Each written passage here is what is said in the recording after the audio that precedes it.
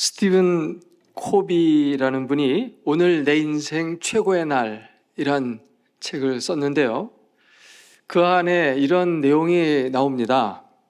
남태평양 외딴 섬에는 남자가 장가갈 때 봉채를 신부의 아버지에게 갖다 줍니다. 근데 그 봉채로 신부 값으로 암소 한 마리 내지 두 마리를 주고 신부를 데려온다고 해요. 이 섬에는 소가 굉장히 중요한 자산이 되어 있거든요. 그래서 그 소를 갖다 주는 거죠. 그런데 아주 훌륭하고 아름다운 신부를 얻을 때는 3마리 또는 4마리의 암소를 준다고 합니다. 그 섬에 혼기가 찬 처녀가 있었는데 볼품도 없고 소심하고 자신감도 없는 그런 처녀였습니다. 주변 사람들은 물론 이러니와 아버지도 자기 딸을 별로 값이 안 나가는 섹시감으로 생각을 했습니다. 그래서 종종 자기 딸에게 너는 암소 한두 마리 값밖에 안 나가는 그런 여자다라고 말을 했습니다. 그리고 사람들과 흥겹게 술을 마시며 지내다가 이런 말을 종종 했다고 합니다. 내게 암소 2마리만 가져오면 당장이라도 내 딸을 기분 좋게 보내줄 텐데 아직까지 그런 총각이 없군. 근데 그 섬에 자니 링고라고 하는 똑똑한 청년이 있었습니다. 이 청년은 여러 섬들을 오고 가면서 말하자면 무역 같은 걸 해서 돈을 많이 번 지혜로운 그리고 사업수단이 뛰어난 부자 청년이었습니다. 섬 사람들은 그가 누구와 결혼할지 그것에 대한 관심이 많았습니다. 누가 저 똑똑하고 돈 많은 총각과 결혼할 수 있을 것인가 하는 그런 선망의 대상이 되었었죠. 사람들은 생각할 때 링고는 섬에서 가장 예쁜 처녀를 골라서 결혼할 거다. 그리고 그는 그 봉채로 암소 3마리 내지 4마리를 줄 거야 라고 이렇게 생각을 했습니다. 그런데 이 링고 청년은 그 소심한 여자에게 청혼을 했고 봉채로 암소 8마리를 주었습니다. 신부 아버지는 기뻐서 어쩔 줄 몰랐습니다. 예상했던 것에 몇 값조를 신부값으로 받았기 때문이죠. 섬 사람들도 그 사실을 알고서 깜짝 놀랐습니다. 야, 링고가 정말 어리석은 거래를 했어. 손해를 많이 봤지. 그러면서 사람들이 수군댔습니다. 결혼하고 몇 달이 지났는데 이 링고의 신부가 된 그 처녀를 바라보고 사람들은 또 한 번 깜짝 놀랐습니다. 그것은 이 처녀가 정말 멋진 귀부인으로 바뀌어져 있었던 것입니다. 이전에는 소심하고 움츠러들고 자신감도 없고 주눅 들어있는 그런 처녀였는데 자신감이 넘치고 마치 왕비처럼 걸음도 당당하고 말도 의젓하고 언행 심사가 아주 기풍이 있는 거예요. 그래서 사람들은 깜짝 놀랐죠. 그의 눈빛은 빛났고 얼굴에는 자신감이 있었고 그의 걸음걸이는 우아했습니다. 어느덧 그 여인은 섬에서 가장 아름다운 여인으로 변해 있었던 것입니다. 이 처녀가 어떻게 이렇게 바뀔 수가 있었을까요? 그것은 남편이 자기 아내를 왕비처럼 대접했기 때문에 이 처녀가 정말 왕비 같은 모습으로 바뀌어졌던 것입니다. 인사가 만사입니다. 일보다 사람이 중요합니다. 교회는 건물이 아니고 사람이라고 하죠. 우리가 교회인 것이죠. 하나님은 교회를 세웠다는 말은 교회 건물을 세웠다는 뜻이 아니라 믿는 성도들을 아름다운 공동체로 세우셨다는 그런 뜻입니다. 그렇죠?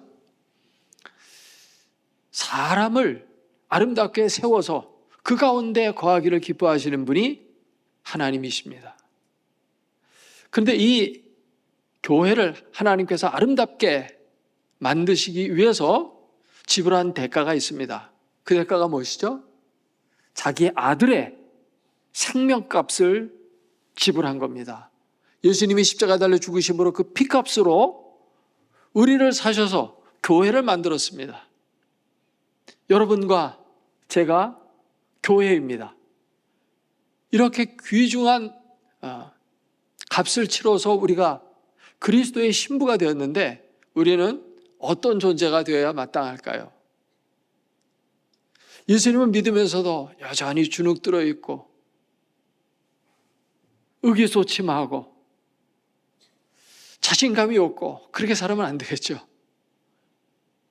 예수 믿는 사람들은 정말 예수님께서 나를 왕비와 같이 그렇게 귀중한 존재로 구원해 주셨다는 그 생각을 잊지 아니하고 자신감을 가지고 당당하고 우아하고 언행심사가 멋지고 아름답고 향기 나는, 그래서 다른 사람들이 볼 때 야, 저 사람이 예수 믿더니 달라졌구나 하는 그러한 평가를 받을 수 있어야 한다고 믿습니다. 오늘 재직 세미나를 준비하면서 교회론을 함께 살펴보는 것이 좋겠다 하는 그런 감동이 와서 제가 이제 이 구절을 선택해서 우리가 어떻게 하면 아름다운 교회로 세워질 수 있을 것인가 하는 것을 함께 말씀을 나누려고 합니다. 하나님은 우리를 정말 멋진 인생으로 바꿔가기를 원하십니다. 하나님은 위대한 연금술사이십니다. 연금술사가 뭐 하는 사람이죠? 광석을 연금해서 정금을 만드는 사람입니다. 하나님은 정말 티끌과 같고 보잘것없는 우리를 세상에서 불러내어 정말 보석과 같이 귀중한 존재로 바꾸어 가시는 분이십니다. 예수님을 믿는다고 하는 것은 내가 예수 믿고 천국에 간다고 하는 가장 기본적인 그 사실을 넘어서서 예수 그리스도와 같이 멋지고 아름다운 인생으로 변화되어지는 것입니다. 이것이 사실상 구원에서 가장 중요한 부분입니다. 예수님도 구원에 대해서 말씀할 때 천국에 대한 이야기도 하셨지만 그 얘기보다 더 많이 말씀하신 내용이 뭐냐면 변하여 새 사람 되라는 것이죠. 네가 거듭나야 되겠다. 물과 성령으로 거듭나지 않으면 하나님의 나라에 들어가지 못한다. 중요한 것은 하나님 나라 들어가는 게 아니라 거듭나는 거예요. 새 사람이 되는 겁니다. 그리스도 안에서 새로운 피조물이 되는 것입니다. 그럴 때 하나님의 나라에 들어갈 수가 있는 거죠. 우리가 예수님을 믿어서 천국에 들어가는데 하나님은 우리를 그냥 들여보내지 않으셔요. 우리를 훌륭한 그리스도인으로 만드셔서 천국에 들여보내셔요. 그래야 천국에서도 주님을 더 잘 섬길 수가 있기 때문입니다. 우리가 자녀들을 교육할 때 자녀들을 훌륭한 인격자로 키우는 일에 부모들은 주력을 합니다. 부모가 자식한테 많은 재산을 물려주는 거 그거 좋습니다. 그러나 그것보다 더 중요한 것은 자식을 훌륭한 사람 만들어주는 거예요. 자식이 탕자가 돼가지고 정말 말하는 것도 세상 말로 말하자면 싸가지 없이 말하고 하는 행동이 너무 술, 도박, 뭐 이런 거에 빠져 있고, 말투가 너무 거칠어서 사람과의 관계가 잘 안 되고, 돈이 있으면 있는 대로 갖다 써버리고, 그러면 그런 자식한테 많은 재산을 물려주는 게 무슨 의미가 있겠습니까? 한동안은 그 돈 갖고 행복하게 뭐 펑펑 쓰면서 살겠죠. 그러나 그 인생은 얼마나 비참한 인생을 살다 가는 거겠습니까? 이 세상 한 번뿐인 인생인데 그 인생을 잘 살아야지, 그 짧은 인생을 말하자면 허송세월하면서 방탕하게 살면서 그 인생을 보내면 그 인생이 뭐가 되겠습니까? 부모는 얼마나 속이 상하겠습니까? 그렇기 때문에 자식을 훌륭한 사람 만드는데 초점을 항상 맞추면서 부모는 자식을 키우죠. 하나님도 마찬가지입니다. 개망나니 같은 우리를 그저 너 믿냐? 믿어. 예, 믿겠습니다. 그래, 그러면 천국 들어가. 그 천국에 들어가서도 개망나니 짓 하고 계속 속썩이고 그러면 되겠습니까? 하나님이 원하시는 구원은 그런 구원입니까? 그런 구원이 아니잖아요. 구원이라는 거는 정말 예수님 같이 멋진 사람 만들어서 천국에서 세세토록 왕노릇하리로다라는 그러한 말씀이 이루어지도록, 여러분, 왕이 되려면, 우리나라에서 대통령이 되려면 훌륭한 인격이 있어야 되고, 아는 것도 많아야 되고, 말하는 것이 달라야 되고, 다 그렇잖아요? 그래야 왕도 되고 대통령도 되는 거 아니겠어요? 하늘나라에서 왕노릇 해야 될 사람이 개망나니 같은 자가 왕노릇 하면 어떻게 되겠습니까? 이 세상이 어지럽고 정말 타락한 이 세상인데 천국에서까지 그렇게 타락한 것들이 막 득세하는 그런 천국을 하나님이 우리에게 주시는 분이 아니시죠. 그렇죠? 그래서 하나님이 우리에게 바라시는 바가 뭐냐면 우리를 훌륭한 사람 만드는 거다. 이거를 잊지 않아야 됩니다. 그래서 어떻게 보면 구원이라는 것은 이 지옥에서 천국으로 장소 이동하는 그것이 아니라 그것은 포함하지만 그걸 넘어서서 사람을 바꾸는 겁니다. 구원은 사람 바꾸기입니다. 예수님은 우리의 인생을 바꾸기 위해서 귀한 목숨 아낌없이 우리를 위하여 내어주신 겁니다. 그래서 예수님께서 이제 부활하신 후에 제자들에게 마지막 명령을 남기시고 승천하셨죠.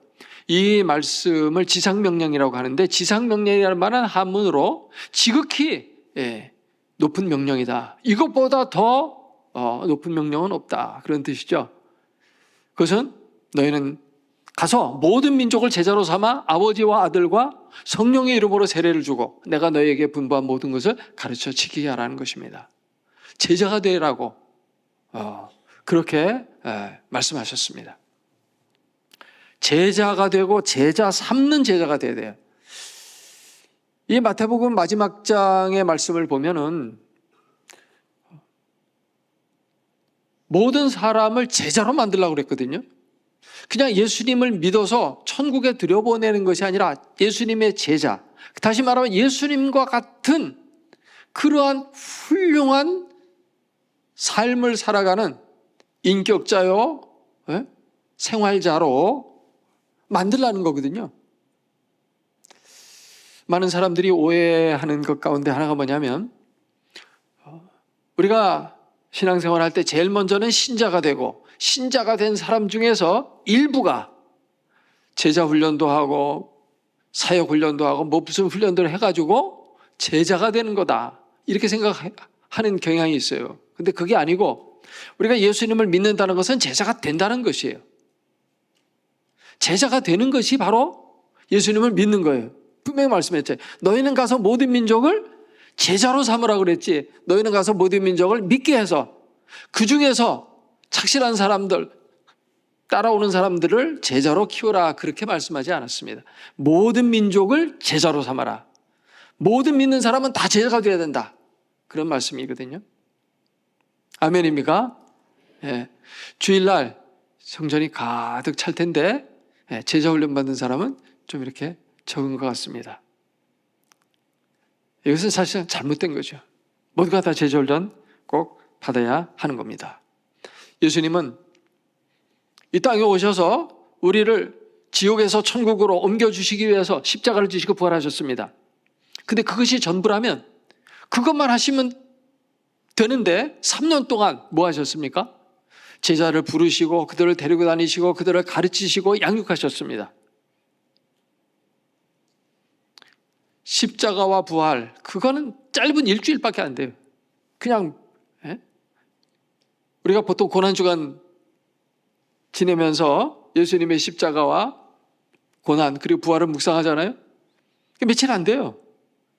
그걸 위해서 오신 것이 아니고 그것도 중요하죠. 그것이 사실은 제일 중요하죠. 그러나 3년이라는 세월을 예수님은 제자를 훈련하셨다는 것입니다. 이것은 우리에게 제자로 훈련 받으라는 얘기고 또 훈련받은 자는 또 다른 제자들을 양육할 수 있는 그런 삶을 살아가는 것이 중요하다는 그런 예수님의 말하자면 모델을 보여준 거예요. 예수님을 우리가 고백할 때 참 하나님이요 참 사람이라고 고백하죠. 근데 하나님은 참 사람이기 때문에 인간이 할 수 없는 구원을 예수님은 이루실 수가 있으셨죠. 그래서 예수님은 피조물이 아니고 참 하나님이시다라고 개신교뿐만 아니라 가톨릭 또는 동방종교에까지도 다 그렇게 고백을 합니다. 그리고 또한 동시에 예수님은 참 사람이시다라는 고백이 있어요. 근데 이 고백은 많은 사람들이 잘못 생각해서 예수님은 우리와 같은 사람이다라는 쪽으로 많이 생각해요. 그것이 틀린 얘기는 아닌데 그렇게만 생각할 것이 아니고 참 사람이다라는 말을 잘 생각해 봐야 돼요. 라틴 말로 베레 데우스라고 하는데 참 말하자면 진짜 사람이다. 그러면 우리는 뭐예요? 우리는 어떻게 보면 부실한 사람이라는 게 부실한 사람. 왜냐하면 아담이 선악과를 따먹고 범죄해가지고 우리는 타락한 존재예요. 우리는 구원이 필요한 존재예요. 그렇죠? 그리고 말하고 행동하고 하는 이런 모든 것들을 보면 다듬어지지가 않았어요.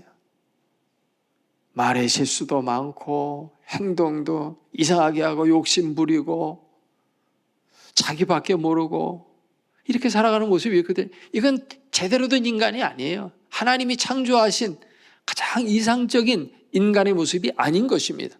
이상적인 인간은 예수 그리스도입니다. 예수님이 참 인간이라는 건 우리를 닮았다는 의미에서 예수님이 참 사람이라는 뜻도 있지만 좀 더 깊이 묵상해 보면 예수님이야말로 참 사람이기 때문에 우리가 예수님을 닮아야 한다는 의미에서 예수님은 참 사람이신 것입니다. 아멘입니까? 네. 예수님이 우리를 닮은 게 아니라 우리가 예수님을 닮아야 된다는 얘기예요. 진짜 사람, 참 사람은 예수님이에요. 예수님밖에 없어요. 예수님은 우리의 삶의 모델입니다. 그래서 우리는 예수님을 배워야 돼요. 예수님 말씀했죠? 수고하고 무거운 짐진 자들 다 내게로 와라 말씀하시면 나는 마음이 온유하고 겸손하니 내게로 와서 나를 배우라고 말씀했습니다. 나의 멍에를 메고 내게 배워라. 우리가 예수님을 배워야 됩니다. 오늘 우리가 좀 생각해 볼 거는 뭐냐면 우리가 그리스도인으로서 예수님처럼 어떻게 이 교인으로서 교회의 구성원으로서 살아갈 것인가 하는 그런 부분을 오늘 본문을 중심으로 해서 좀 살펴보려고 합니다. 세상에서 혼자서 할 수 없는 게 크게 두 가지가 있어요. 하나는 결혼 생활은 혼자 할 수가 없습니다. 반드시 짝이 있어야 돼요. 또 하나는 신앙생활입니다. 신앙생활은 절대 혼자 할 수가 없어요. 특별히 예수님을 닮아가야 하는 제자로 부름받은 우리들은 혼자서는 신앙생활을 할 수가 없습니다. 성장은 혼자서는 성장이 안 되는 부분들이 너무 많아요. 스님들은 산속에서 혼자서 뭐 돌을 닦으면서 성장해 가는지는 모르겠지만 성경에서는 그렇게 말하고 있지 않습니다. 여러분 사랑의 사람이 되잖아요. 그러면 사랑이 성장하려면 어떻게 돼요? 혼자서 산속에서 내 사랑이 더 커지도록, 예? 나는 작은 사랑의 사람인데 사랑이 그냥 큰 이런 사람으로 내가 성장해야 되겠다 하면서 계속 기도한다고 이게 되는 게 아니라 사람과 사람 사이에서 이런 부딪힘이 있어야 돼요. 만남이 있어야 돼요. 그를 섬기고 이해하고 품어주고 또 내게 있는 걸 그에게 주고 이러면서 사랑이 성장하는 것이지, 또 그 사람으로부터 내가 무언가를 받고 주고 하는 이런 과정을 통해서 사랑이 성장하는 거지, 혼자서는 사랑이 성장하지 않습니다. 그렇죠? 겸손도 마찬가지입니다. 우리는 겸손해야 됩니다. 근데 겸손도 혼자서는 무슨 아무도 없는데 무슨 겸손이라는 게 어디 있어요? 천상천하 유아독존인데 겸손을 어디 가서 배웁니까? 반드시 만남 속에서 배워야 한다는 것입니다. 그래서 하나님은 교회를 공동체로 만들어 주신 겁니다. 구원은 공동체적인 구원이에요. 우리가 예수님을 믿고 개인적으로 신앙 고백을 통해서 구원의 자리에 들어가지만 그 구원의 자리에 들어가서 하나의 공동체를 이루는 겁니다. 예수 그리스도가 머리고 우리가 몸이에요. 그러면 몸이 뭐 손도 있고 발도 있고 오장육부가 다 있습니다. 그런데 내가 그 중에 한 지체로서 그냥 구원받은 존재가 된다는 것은 이거는 온전한 구원이 될 수가 없어요. 그리스도가 머리인데 머리가 있고 나는 손이다. 그러면 머리와 손만 있으면 어떻게 될까요? 여기 머리하고 손만 있다. 이거는 살아있는 생명체가 아니에요. 이거는 죽은 시체예요. 그렇죠? 생명이 없는 겁니다. 반드시 손은 팔에 붙어 있어야 되고 오장부가 서로 다 붙어 있어야 되거든요. 그렇죠? 그래야 살아있는 생명이 되는 것입니다. 그런 의미에서 이 공동체로 하나님이 우리를 만들어 주셨고, 공동체는 정말 이 세상에서 가장 아름답고 가장 건강하고 가장 행복한 그런 존재 방식이에요. 하나님이 교회를 공동체로 만드신 이유는 하나님부터가 공동체입니다. 그렇죠? 공동체의 원형은 삼위일체 하나님에게 있어요. 이슬람 교회는 알라신이라고 하는 신 단독자가 있지만 우리가 믿는 하나님은 성부, 성자, 성령 하나님입니다. 우리 개신교는 이 삼위일체 하나님에 대해서 많이 약해요. 가톨릭이나 천주교는 삼위일체를 굉장히 강조합니다. 성경의 하나님은 삼위일체 하나님이셔요.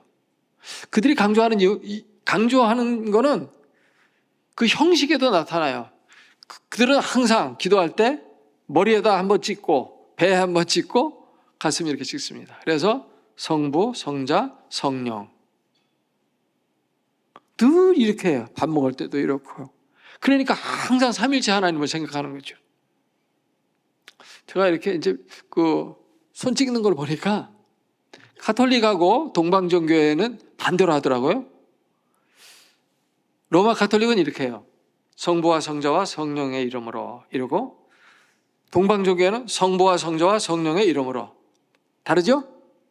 네. 하나는 왼쪽으로 하고 오른쪽으로 하고 하나는 오른쪽에서 왼쪽으로 하고 이렇게 다르더라고요. 근데 원래 기독교는 하나였거든요. 근데 거기서 1054년에 동방교회와 서방교회로 갈라졌죠. 서방교회가 원래는 그 중심이 어디에 있었냐면 동방정교회가 정통이에요. 그래서 지금도 정통이라고 그러잖아요. 그래서 동방정교회, 정교회라는 말이 이게 동방 정통교회라는 뜻입니다. 오소독스라는 말이 정통이라는 뜻이에요. 그 당시에 대주교가 5명이 있었는데 4명이 동방정교회에 속해 있었고 하나가 지금 이탈리아 로마에 거기 한 명이 있었어요. 그러니까 5대 4였거든. 그래서 이쪽이 동방이 4였기 때문에 이제 이쪽이 정통이고, 이제 유럽이 막 강성해지면서 그 하나지만 힘이 세졌어요. 그래가지고 우리는 그러면 카톨릭이다 그렇게 말했어요. 보편적인 거다. 너희가 정통이면 우리는 보편이다. 너희가 정통이다 주먹을 냈으면 우리는 보자기다. 보자기가 주먹을 쏴버리잖아요. 그래서 이게 카톨릭이라는 말은 보자기 냈다는 뜻이고 정통은 주먹이라는 뜻인 것 같아요. 제가 볼 때는 쉽게 설명하면 그렇게 이제 됐는데, 그러니까 정통은 성부와 성자와 오른쪽에서 왼쪽으로 가는 거, 이렇게 마지막에 이런 자세가 되는 거죠. 국회에 대한 격려식으로 이렇게 끝나는 게 이게 원래 정통인데 카톨릭과 갈려나가면서 똑같이 하는 거 싫으니까 바꿔버렸어요. 어쨌든 간에 삼위일체 하나님, 하나님은 삼위일체라는 말은 하나님은 성부와 성자와 성령 삼위격이 계신데 한 존재로 계신다는 것입니다. 참 신비해요. 부부도 둘인데 한 몸으로 존재하는 것 신비하잖아요. 그래서 에베소 5장에는 내가 그리스도와 교회에 대한 것을 얘기하면서 내가 비밀을 말하는 거다 이렇게 했거든요. 그래서 하나님의 존재 방식이야말로 가장 건강하고 가장 아름답고 가장 생명력 있고 가장 행복한 존재 방식으로 하나님은 존재하셔요. 그렇기 때문에 그런 존재 방식으로 하나님을 믿고 있는 성도들도 그렇게 존재하기를 원하시는 겁니다. 그리고 마지막 구원의 자리에 들어가게 되면 그 하나님과 우리가 하나가 되어지는 거예요. 요한복음 10장 14장 20절 말씀에 보면 그날에는 내가 너희 안에, 너희가 내 안에, 내가 아버지 안에 있는 걸 너희가 알게 될 것이다 이랬어요. 그러니까 예수님이 아버지 안에 있다는 것은 성부와 성자가 하나로 계신다는 거고, 그 하나로 계신 이 삼위 하나님이 우리 안에 거하신다고 그랬고 우리가 또 그 하나님 안에 거한다고 했어요. 이건 정말 신비로운 그런 구원의 말씀입니다. 성경에서 구원은 천국에 들어간다는 표현도 있지만 주님의 품에 안긴다는 표현이 있어요. 아브라함의 품에 안긴다 이런 표현도 있고요. 그러니까 우리가 주님 안에 들어가는 겁니다. 근데 혼자 들어가는 것이 아니라 우리가, 너희가 내 안에, 우리가 주님 안에 들어가는 겁니다. 그렇기 때문에 나와 함께 신앙생활하는 다른 성도들이 정말 중요한 거예요. 나 혼자 구원받는 게 아니에요. 그래서 다른 사람과 어떻게 관계를 맺느냐, 이것이 참 중요한데요. 오늘 말씀을 중심으로 해서 좀 몇 가지 생각해 보려고 합니다. 우리가 성도의 교제라는 단어를 많이 쓰죠. 근데 성도의 교제라는 단어는 곧 교회라는 뜻입니다. 우리가 사도신경으로 매주마다 고백하는 이 사도신경에 보면 거룩한 공회와, 이 공회라는 말은 거룩한 공적인 교회를 믿는다는 뜻입니다. 그리고 공회와 성도가 서로 교통하는 것을 믿는다 이렇게 하죠. 근데 그거는 원래 라틴 원문을 보면 콤마로 연결되어 있습니다. 그건 동격이라는 의미예요. 다시 말하면 내가 교회를 믿는데 이 교회는 성도가 서로 교통하는 교회라는 것으로 믿는다는 뜻입니다. 그렇기 때문에 혼자서 신앙생활하는 그런 신앙생활을 하고 있으면서 신앙 고백하는 것은 이율배반적인 것이에요. 자기는 분명히 성도가 교제하는 교회를 믿는다고 하면서 성도들과 교제하지 않고 그저 와서 하나님 앞에 예배하고는 다른 사람하고 인사도 하지 않고 바로 집으로 가버리고 하나님과 나와의 기도만 알지 이웃을 사랑하고 섬겨주는 일을 하지 않는다면 그는 제대로 된 신앙인이라고 말할 수 없는 것입니다. 아시겠죠? 그래서 이제 오늘 이 전도서 말씀으로 들어가 보게 되면 우리 17절 한번 읽어보도록 하겠습니다. 우리 17절 같이 읽습니다. 철이 철을 날카롭게 하는 것 같이 사람이 그 친구의 얼굴을 빛나게 하느니라. 이 말씀은 우리 교회가 어떻게 존재해야 되느냐? 서로를 빛나게 하는 존재로 신앙생활을 해야 된다는 겁니다. 철이 철을 날카롭게 하죠. 그래서 서로를 빛나게 하죠. 하나님이 우리를 관계적인 존재로 만들어서 하나의 공동체로 교회로 묶어주신 이유는 뭐냐면 서로 부딪히고 서로 연마해서 서로를 빛나게 하라 하는 그런 뜻으로 공동체로 만들어준 줄로 믿습니다. 대인관계의 목적, 그것은 바로 서로에게 도전이 되고 서로에게 귀감이 되고 선한 영향력이 되라는 뜻이죠. 히브리서 10장 24절에 서로 돌아보아 사랑과 선행을 격려하며 모이기를 힘쓰라고 이렇게 말씀을 했습니다. 함께 모여서 서로를 빛나게 하는 그런 만남을 가질 수 있기를 바랍니다. 제가 교회에 처음 부임했는데요. 어떤 한 목장에서 들은 이야기예요. 그 목장은 모이면 이렇게 얘기한다고 합니다. 빨리 끝내고 두들기자. 빨리 예배 후다닥 해치우고 그 다음에 두들기자. 뭐 두들기는 거예요? 화투장 두들기는 겁니다. 고스톱 치자는 얘기죠. 그러니까 이분들은 모여서 뭐 하느냐면 서로를 빛나게 하는 게 아니고 서로 돈 뜯어가지고 돈 뜯어먹게 하는 겁니다. 물론 거기서 돈 벌어가지고 자기 집, 자기 새끼들 용돈 주고 뭐 먹으라고 돈 주고 그러기 위해서 그 두들기는지는 뭔지 모르겠지만 이게 잘못된 거죠. 이게 서로를 빛나게 하는 것이 아니라 뭔가 이게 시간 낭비죠. 서로를 잘 세워가는 그런 존재가 되어야 됩니다. 저희 교회에서 연말이 되었는데 한 목장에서 거기 이제 세론들이 있지 않습니까? 세론들이 돈을 모아가지고 그 목자한테 진주 목걸이를 사줬어요. 여기도 그런 목장이 있습니까? 거기 세론들 모여가지고 우리 돈 모아서 우리 목자한테 진주 목걸이 하나 사주자. 연말도 되고 했는데.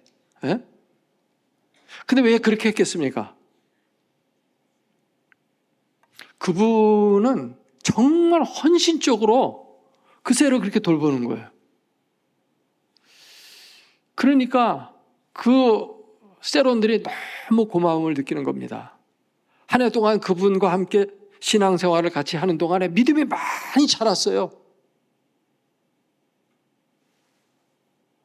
정말 수업료라도 납부해야 될 그런 지경이야. 너무 고마운 거예요. 너무 희생하고 너무 사랑을 많이 베풀어주고 너무 잘 가르쳐줬어요. 그래서 믿음이 많이 자랐고 천국에 대한 소망이 분명해졌고 전에는 뭐 근심 걱정이 있으면 하나님에 대한 의심도 하고 막 그랬는데 그런 것들이 없어지고 어려운 일이 있을 때 함께 기도해주고 문제가 해결되고 이러니까 너무 고마워가지고 그렇게 해준 겁니다. 목자와 세론들 간에 또 같은 세론끼리 서로를 섬겨주고 사랑해주고 서로를 빛나게 하는 이런 목적으로 모임을 가지면 좋겠습니다. 이런 목적으로 교제하는데 이 교제의 방법에 대해서 오늘 말씀을 좀 더 생각하면서 살펴보기를 원합니다. 첫 번째로는 이 교제의 방법이 주님 중심으로 교제해야 된다 하는 겁니다. 18절 같이 한번 읽어볼까요? 무화과 나무를 지키는 자는 그 과실을 먹고 자기 주인에게 시중드는 자는 영화를 얻느니라. 무화과 나무를 잘 가꾸고 지키게 되면 어떻게 됩니까? 거기에 열매가 맺히게 되겠죠. 그리고 그 수고 열매를 따먹게 됩니다. 그리고 주인을 잘 받드는 자는 영화를 얻게 된다고 했어요. 우리 인생의 참 지혜와 참다운 선이 어디에 있습니까? 예수 그리스도에게 있습니다. 그렇기 때문에 항상 예수 그리스도를 잘 받들고 배우고 섬기는 사람은 예수 그리스도로부터 풍성한 축복을 받게 됩니다. 성경에는 뭐 그런 말로 가득 차 있죠. 하나님을 잘 섬기게 되면 하나님이 몇십 배, 몇백 배로 갚아주셔요. 저는 신앙생활 하면서 그런 걸 많이 경험합니다. 사실상 내가 하나님 앞에 드린 거는 쥐꼬리만큼 드렸는데 하나님은 내게 10배, 20배, 어떨 때는 100배 이렇게 제가 갚아주신 것을 많이 경험해요. 주님을 섬기면 섬길수록 더 풍성한 삶을 하나님이 내게 허락해 주십니다. 할렐루야. 에스겔 47장을 보게 되면은 하나님의 성전에서 물이 흘러나옵니다. 그 물이 흘러서 일천척을 측량하니까 발목까지 차고, 다시 일천척을 측량하니까 무릎까지 차고, 그 다음에 또 일천척 측량하니까 허리까지 차고, 그 다음에 다시 일천척을 측량하니까 물이 너무 깊고 많아서 이제 헤엄을 칠 정도가 되는 그런 물이 이제 쭉 흘러가는데, 이 물이 흘러가는 곳곳마다 죽었던 것들이 살아납니다. 죽은 강물이 살아서 물고기들이 많이 모여들어서 물고기가 살게 되고, 또 죽었던 땅이 살아나서 거기서 나무들이, 초목들이 자라나면서 열매를 맺고 풍성한 삶이 이루어져요. 땅과 바다, 강, 초목 뭐 이런 것들이 다 살아나요. 이것은 무엇을 얘기해 주느냐면 하나님에게서 오는 은혜는 우리를 살린다는 그런 뜻입니다. 하나님이 함께하는 거기에 살아나는 역사가 있어요.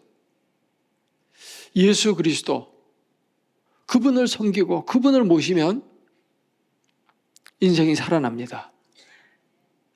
목장이 살아납니다. 목장이 잘 되기 때문에 하나님이 거기 오시는 게 아니고 하나님이 오셔서 그 목장이 살아나는 거예요. 내가 돈 많이 벌고 높은 자리에 올라가고 그래서 하나님이 나를 축복하시는 게 아니고요. 하나님이 나를 축복하셨기 때문에 내가 잘 되고 내가 승승장구하는 것입니다. 하나님이 아름다운 교회이기 때문에 그 교회에 오셔서 축복하시는 게 아니고 하나님이 오셨기 때문에 그 교회가 축복된 교회로 바뀌어지게 되는 겁니다. 아멘입니까? 그래서 항상 예수 그리스도 중심의 그런 교제를 해야 한다는 것입니다. 빨리 예배 끝내고 두들기자가 아니고, 이게 예배는 수단이고 목적은 어디에 있어요? 두들기는 데 있으면 안 되는 거죠. 주님과 함께 교제하는 것에 대한 기쁨을 여러분 누릴 줄 알아야 됩니다. 저는 새벽마다 기도할 때 오늘도 좋은 날 주신 것을 감사합니다. 이 날은 주님의 날입니다. 내가 주님을 기뻐합니다. 오늘도 나와 함께 하시고 나를 생명의 길로 인도해 주시고 나는 주님이 너무 좋습니다. 주님을 사랑합니다. 이런 고백을 매일 해요. 뭐 달라는 기도는 그렇게 많이는 안 해요. 주로 주님께 대한 사랑 고백을 많이 합니다. 처음에는 이게 쑥스러워가지고 그런 기도를 잘 못했어요. 내가 주님을 사랑합니다. 이 말하는 게 굉장히 쑥스럽더라고요. 그래서 그런 기도 못했는데 이렇게 자꾸 하다 보니까 이제는 이게 자연스럽게 나와요. 부부지간에도 사랑한다는 말 하기 참 어렵습니다. 근데 늘 하다 보면 그냥 쉽게 나와요. 자연스럽게 됩니다. 한번 해보세요. 남자들 특별히. 당신은 나 사랑한다는 말 한 번도 안 했어. 좋아, 그럼 내가 사랑한다는 얘기한다. 내 이번 딱 한 번이야. 이거 한 번 하는 걸로 평생 내가 당신만 사랑한다는 걸로 꼭 가슴에 새겨. 그러면서 딱 한 번 하고 끝내는 사람도 있고. 그런데 매번 이렇게 하는 게 참 좋은 것 같아요. 두 번째는 자아성찰입니다. 자아성찰 19절 말씀을 같이 한번 읽어볼까요? 물에 비치면 얼굴이 서로 같은 것 같이 사람의 마음도 서로 비치느니라. 이게 마음과 마음이 서로 비춰진다는 겁니다. 그렇죠? 부처의 눈에는 뭐가 보일까요? 부처가 보이고, 돼지의 눈에는 돼지가 보입니다. 이렇게 이제 신앙생활 하다 보면 어떤 사람이 굉장히 교만하게 구는 경우가 있어요. 그러면 속으로 무슨 생각이 되면 저 집사 너무 교만한데? 직장 생활할 때도 저 자식은 너무 교만한데 말이죠. 잘난 체 되게 안 해. 이러거든요. 근데 그게 누구에게 있다고요? 내게 있기 때문입니다. 내게 있는 게 비춰지는 거예요. 왜냐하면 내가 높아져야 되는데 저 자식이 높아지거든. 그러니까 열받는 거예요. 그러니까 상대방 교만하다 그러는 거예요.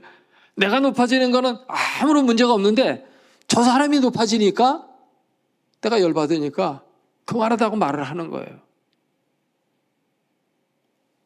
그래서 어떤 사람이 교만하게 보인다 그러면 나를 우선 돌아봐야 돼요.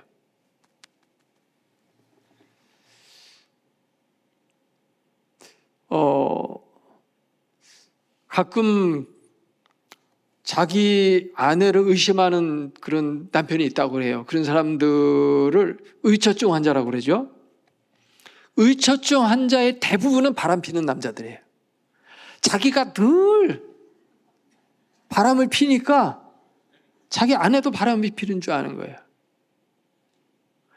이게 아내에 대한 의심을 하고 있는 그게 바로 내게 있는 거예요.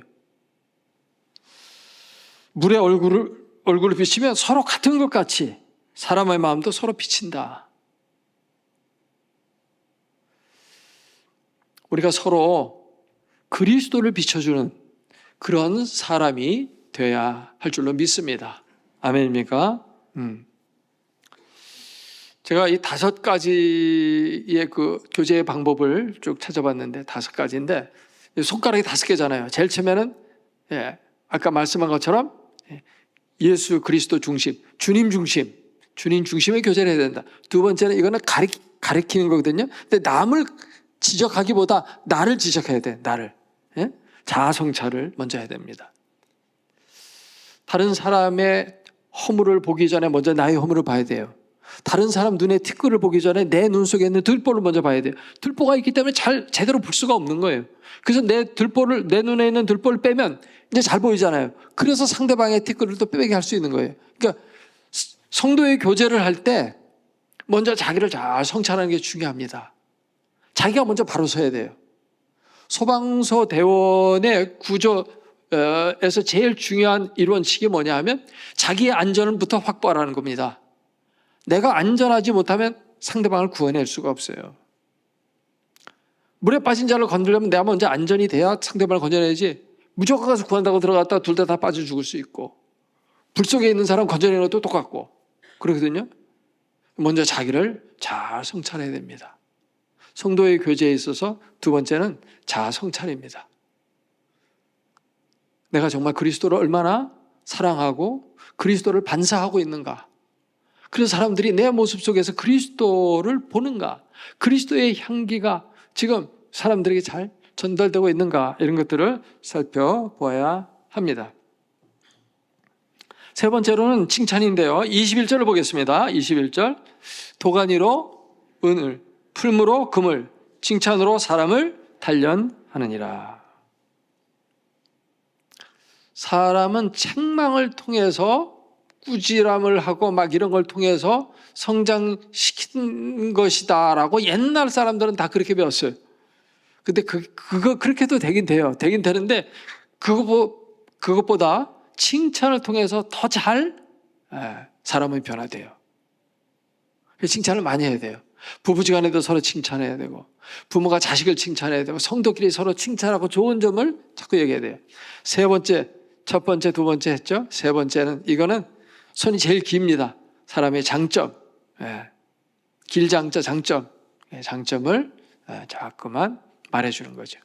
칭찬할 때는 즉석에서 그리고 많은 사람들이 보는 앞에서 칭찬해 주는 것을 권장합니다. 그럴 때 그 칭찬이 효과가 높아져요.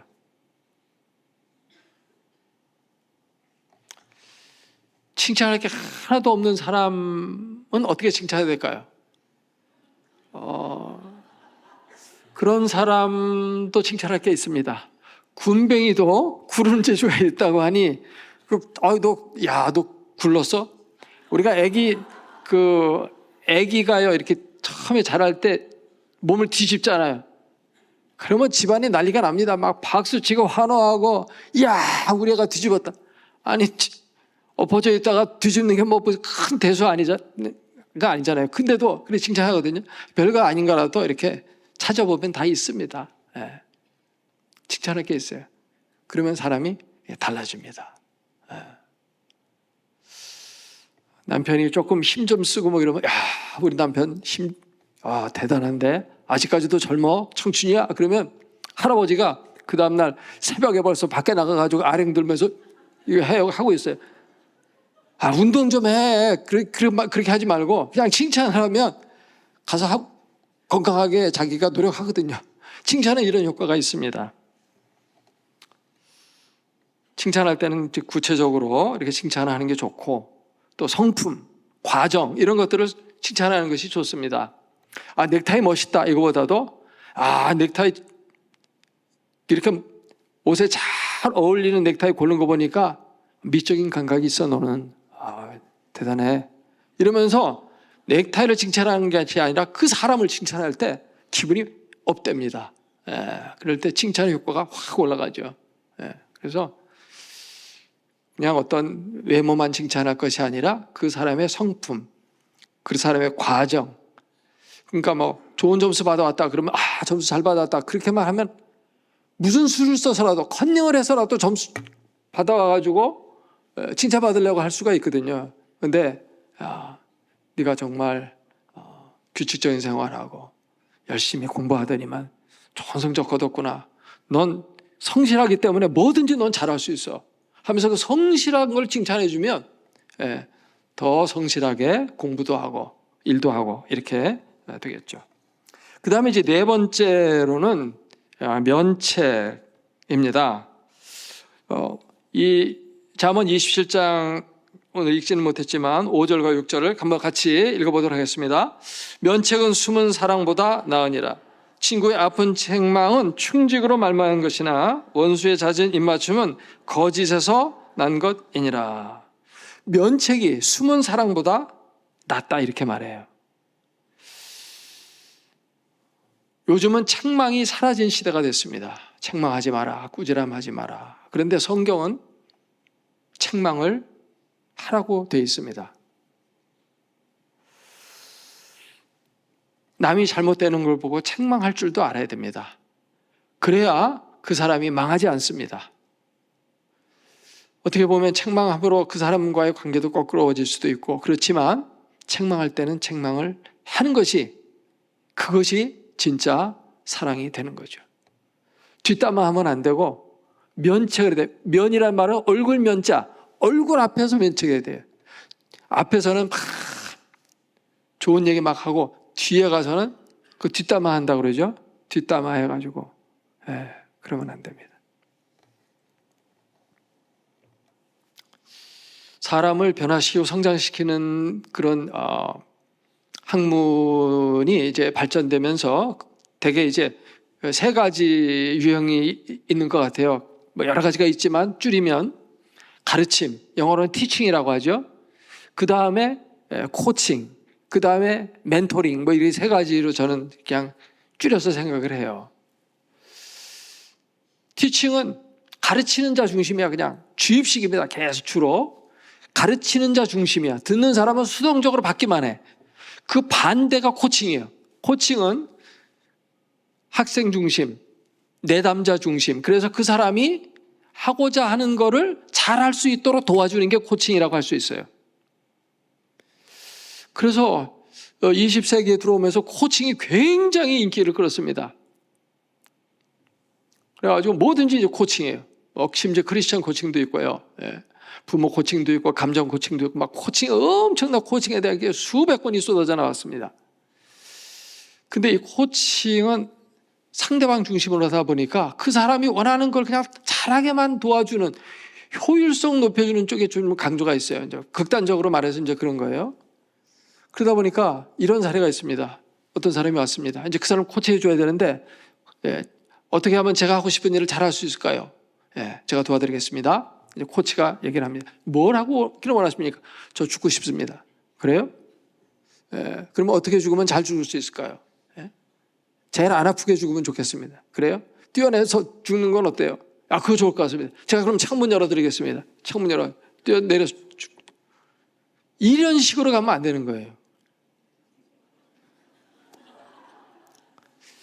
그래서 저는 그 중간적인 입장이 저는 멘토링이라고 생각해요. 멘토라는 거는 선생님이 학생을 가르치는 게 아니라 부모가 자식을 가르치는 거예요. 그러니까 이제 그리스 신화에서 말하자면 그 왕이 전쟁을 나갔는데 자기 아들을 절친한 친구한테 교육시켜달라고 맡긴 거예요. 그러니까 그가 대부 역할을 한 겁니다. 아버지 역할을 한 거예요. 아버지로서 자식을 잘 키워줬어요. 거기서 이제 멘토라는 단어가 나온 거고, 멘토를 역할을 하는 게 멘토링이고, 멘토를 받는 사람은 멘티죠. 그래서 이 부모의 마음, 성경에 보면 바울이 디모데에게 내 아들아 하면서 정말 아들을 가르치는 그런 사랑으로 하는 거고, 말씀으로 하는 거고, 하나님이 원하시는 뜻을 그에게 심어주는 거. 그래서 그 사람을, 그러니까 티칭도 있으면서 코칭도 있으면서 이 두 가지의 장점을 결합해서 정말 적절하게 그걸 잘하면서 신앙적으로 하는 이 크리스천 멘토링, 그것이 필요한 것 같습니다. 시간이 없어서 또 뭐 얘기하지는 않겠고요. 그런 의미에서 이 면책이라는 것이 중요하다 하는 겁니다. 이것이 네 번째 손가락이에요. 네 번째 손가락을 되게 약손이라고 약지라고 그러죠. 약지. 옛날 약 이렇게 이제 숟가락에다가 물 조금 넣고 약 하나 덩어리 올려놓은 다음에 이걸로 이렇게 돼가지고 움직입니다. 이 손가락이 제일 쓸데없는 손가락이에요. 안 죽은 의사가 이 손가락 중에서 어떤 손가락 잘랐을까요? 이게 제일 딴 거는 다 이게 효과가 있는데 요 손가락은 잘 움직여지지도 않고 반지 낄 때는 한번 쓰긴 쓰는데 그 외에는 그렇게 크게 효용이 없는 그거예요. 그래서 약 녹일 때 이렇게 주로 쓰는 것 같은데, 약은 몸에는 좋지만 입에는 쓰거든요. 면책은 정말 몸에는 좋은 거예요. 그런데 듣기에는 참 힘들어요. 막 꾸지람하니까 듣기 싫었죠. 네 번째가 면책. 면책할 때 조심해야 되는 거 뭐냐면 그 사람의 존재와 행위를 구분해야 된다는 겁니다. 그의 행동이 잘못된 거지 그의 인성이 잘못됐다고까지 사람을 갖다 완전히 깔아뭉갠다고 그러나요? 그렇게 그냥 수치를 주면은 안 됩니다. 너는 정말 구제불능이라든지 너는 왜 거짓말 하느냐 이래야 되는데 너는 거짓말장이야 이러면 안 됩니다.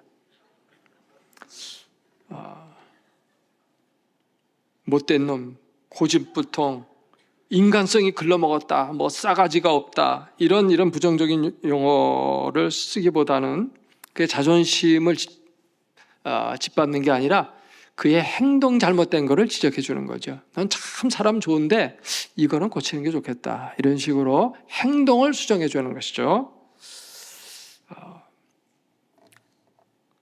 그 다음에 시간이 이제 많이 지나가서 이제 건너뛰겠습니다. 마지막 새끼손가락인데요. 듣는 마음, 이건데 듣는 마음 22절 보도록 하겠습니다. 22절 같이 한번 읽어볼까요? 미련한 자를 곡물과 함께 절구해 놓고 공의로 찌을지라도 그의 미련은 벗겨지지 않으리라. 이 껍질이 단단한 이런 곡식을 절구해 놓고 방 하나 찢는데 이 껍질이 안 벗겨지는 겁니다. 좋은 말을 하면 좀 사람이 바뀌고 변화되고 성장하고 좀 이래야 되는데 암만 얘기해도 들어먹질 않는 거예요. 안 변하는 거죠.